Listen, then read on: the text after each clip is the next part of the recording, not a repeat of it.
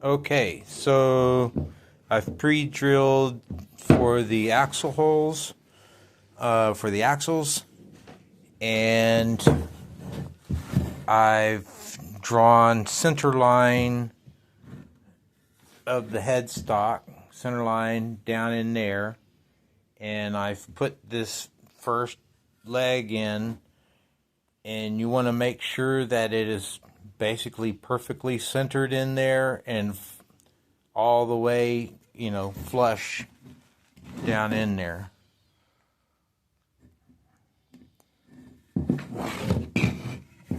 And I'm going to pre-drill some holes to lock it in place. At this point, you could glue it and nail it in with brad nails or something, but I want to be able to take it out, so I'm going to pre-drill it for screws.